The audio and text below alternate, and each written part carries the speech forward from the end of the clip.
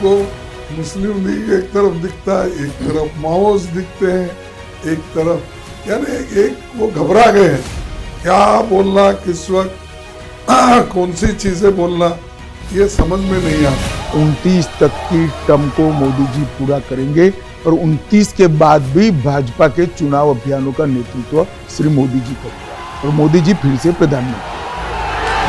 ये चुनाव संविधान को बचाने का, रिजर्वेशन को बचाने का, पब्लिक सेक्टर को बचाने का, रेलवेज को बचाने का चुनाव। BJP has become a dustbin party.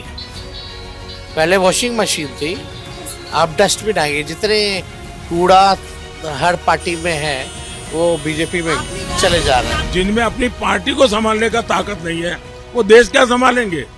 कोई आकर के उनकी पार्टी जो रोते रहते हैं, आंसू बहाते हैं, इनके प्रति तो देश को नफरत है। एक तरफ सत्ता वापसी का विश्वास है तो दूसरी तरफ परिवर्तन का प्रयास है। लोकतंत्र के सबसे बड़े युद्ध में अब की बार आर या पार है। पक्ष विपक्ष अक्षोहिणी सेना फतेह को तैयार है, क्योंकि अब सामने सत्ता का 7वां द्वार है। এবার দিল্লিতে বদল চাই, इंडिया জোটই দেশ তৈরি করবে। यूपी को नरेंद्र मोदी जी ने बेरोजगारी का सेंटर बना दिया। राम भक्त ही राज करेगा दिल्ली के सिंहासन पर। अब की बार बीजेपी हार। इस बार देश का किसान, देश का मजदूर, देश का नौजवान इनका घमंड चूर करने जा रहा है वोट डालकर। चुनाव के बीच में कांग्रेस पार्टी का अकाउंट फ्रीज कर दिया। अच्छा। दिल्ली के 3 बार के चुने हुए मुख्यमंत्री को पकड़ में के जेल में डाल दिया। अब ये सब करने से भी काम नहीं चल रहा है तो व्हाट्सएप पे नया मैसेज चलाना शुरू कर दिए कि दोनों में बन नहीं रहा है। 4 जून को रिजल्ट आएगा, मोदी जी उस दिन क्या कर रहे होंगे? 4 जून को हिंदुस्तान के पॉलिटिकल इतिहास में सबसे ज्यादा विक्रम के साथ भारतीय जनता पार्टी और एनडीए का विजय होगा।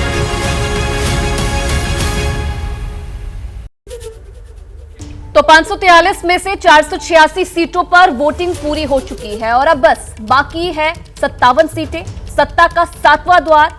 7वां द्वार तो समझते हैं ना, जिससे चक्रव्यूह का 7वां द्वार भेद लिया वही बनता है विजेता। तो क्या इस चुनाव का विजेता कौन होगा, ये 7वां चरण तय करेगा? क्या 4 जून का रिजल्ट 1 जून की वोटिंग तय करेगी, या फिर 6 चरणों में ही किसी ने सरकार बना ली?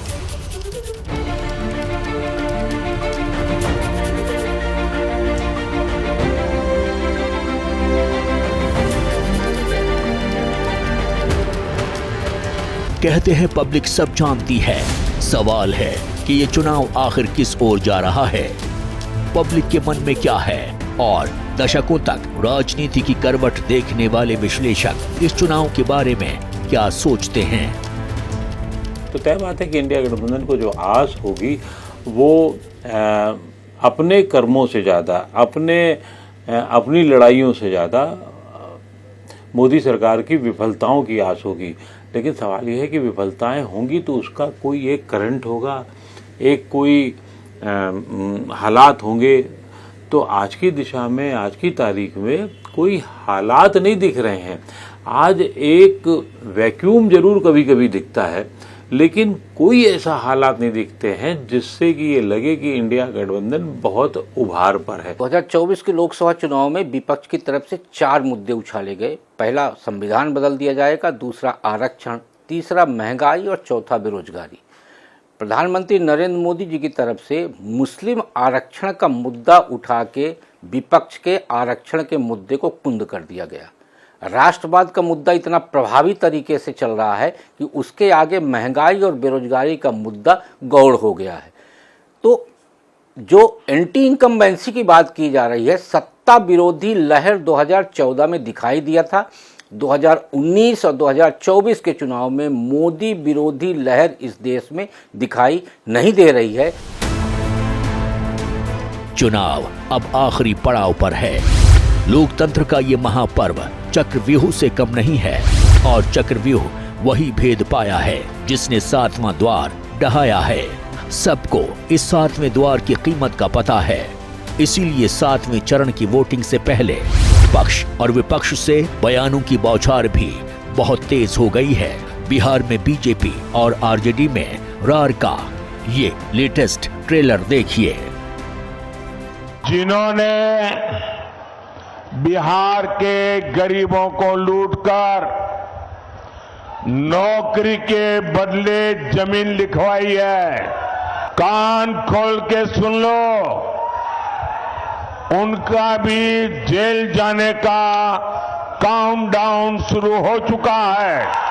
ये जैसे ही ये हेलीकॉप्टर में चक्कर मारने का समय उनका पूरा होगा, जेल का रास्ता तय हो जाएगा। बिहार को लूटने वालों को एनडीए सरकार छोड़ेगी नहीं।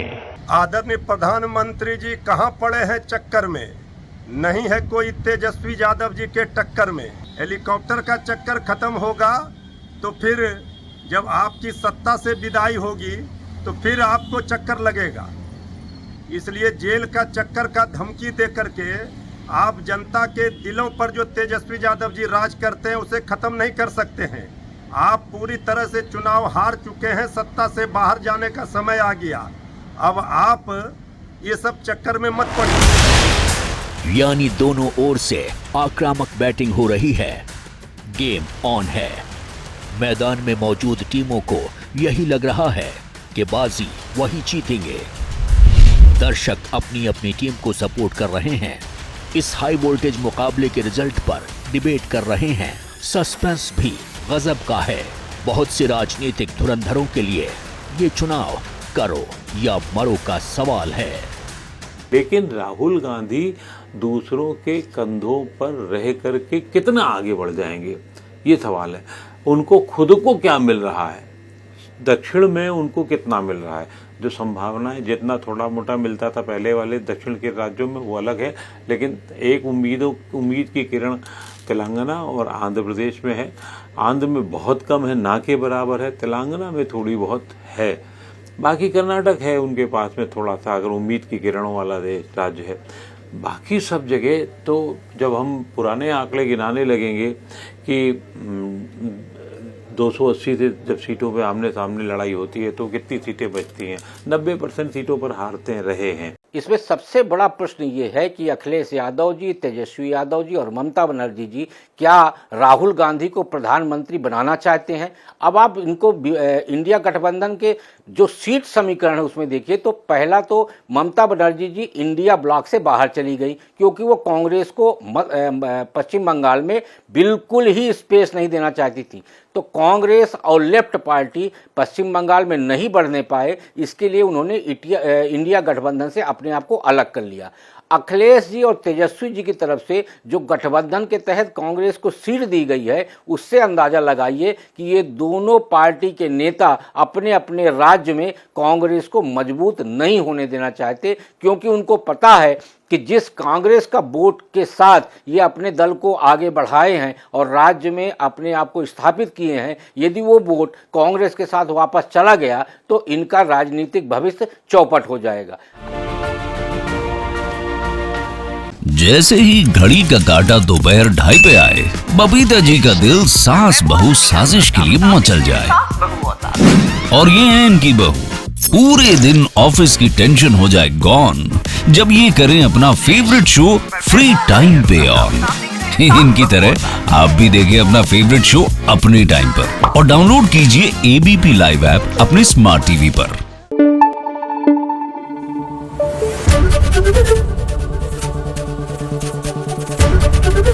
एबीपी न्यूज आपको रखे आगे।